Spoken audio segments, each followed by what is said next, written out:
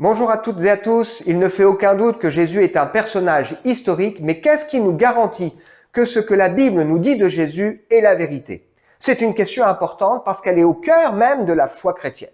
Alors, pour répondre à cette question, qu'est-ce qui nous permet de dire que ce que la Bible dit de Jésus est vrai? J'ai sollicité Cécile Philippon, qui est une mère de famille avec 4 enfants, mais qui en même temps est diacre très engagée dans son église protestante de la banlieue de Montpellier. Cécile, qu'est-ce qui, selon toi, nous permet de dire que les écrits qui nous ont été transmis concernant Jésus sont dignes de confiance? Et toi, Cécile, t'en penses quoi? Merci Raphaël, cette question est vraiment essentielle à la fois. Alors Jésus est un personnage incontournable. Il a eu et continue à avoir une influence jamais égalée. Aucune armée ayant défilé, aucun parlement ayant siégé, aucun roi n'ayant régné n'a eu autant d'impact sur le monde que la vie solitaire de Jésus. Si Jésus a réellement existé, s'il a dit ce qu'il a dit, fait ce qui est rapporté dans les évangiles, s'il est ressuscité, s'il est vraiment celui qu'il prétend être dans les textes des évangiles, alors il prouve non seulement que Dieu existe, mais encore qu'il est lui-même le chemin qui mène vers Dieu.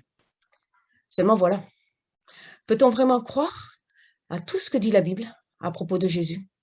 Les évangiles sont-ils vraiment fiables? Cette question est primordiale. Alors d'abord, il faut savoir que l'historicité de Jésus fait l'unanimité chez les historiens. La majorité des spécialistes considèrent que Jésus est un homme ayant réellement existé. Mais comment être sûr que les auteurs des évangiles n'ont pas arrangé la vie de Jésus, transformant en quelque sorte un homme populaire en fils de Dieu? Lors d'une transmission orale, c'est vrai, un fait historique peut être modifié, embelli, pour répondre aux attentes d'une culture. Mais les évangiles ont été rédigés à une date relativement proche de la mort de Jésus. Les spécialistes font remonter la rédaction de l'évangile le plus ancien, celui de Marc, à 30 ans après la mort de Jésus-Christ. Et les lettres de l'apôtre Paul sont encore plus anciennes. 20 ans séparent la mort de Jésus de la rédaction de l'épître aux Thessaloniciens. Ça signifie que de nombreux témoins oculaires étaient encore vivants lorsque ces écrits ont commencé à circuler. Et affirmer dans ces textes un fait aussi peu vraisemblable qu'une résurrection aurait stoppé la diffusion des évangiles si ça n'avait pas été réel. Bien plus, de nombreuses personnes sont citées comme témoins dans les évangiles ou les lettres de Paul.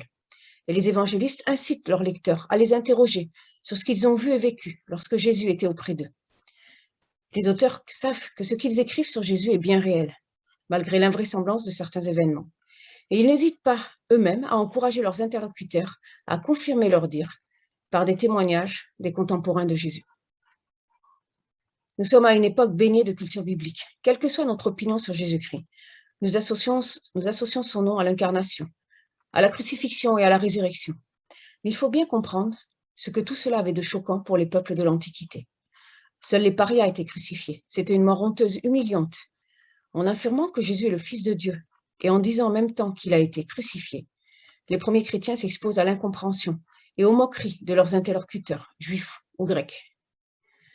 Jésus se présente également comme étant de nature divine. Pour un juif de l'Antiquité, c'est une insulte grave, un blasphème même. Et c'est sur cette accusation, du reste, que le Christ sera crucifié. Ce n'est certainement pas un avantage pour mettre en place une nouvelle religion. Quant à la résurrection, les personnes de l'Antiquité savaient bien comme nous qu'un cadavre ne revient pas à la vie.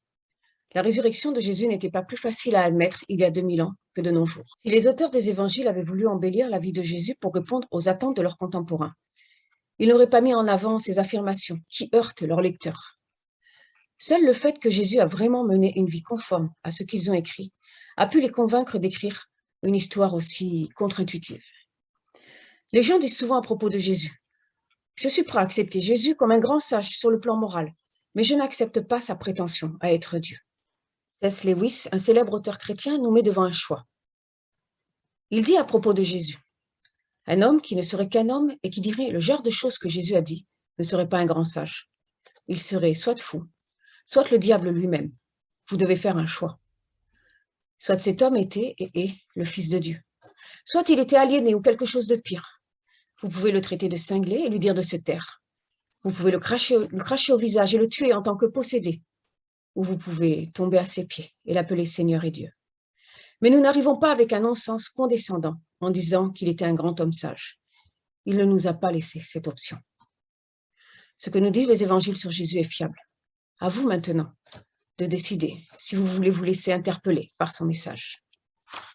Alors, il y aurait encore énormément de choses à dire sur cette question. Je vous invite à contacter Raphaël. Il fera une joie de vous répondre ou carrément passez le voir au Café Sange. Il sera ravi de vous recevoir.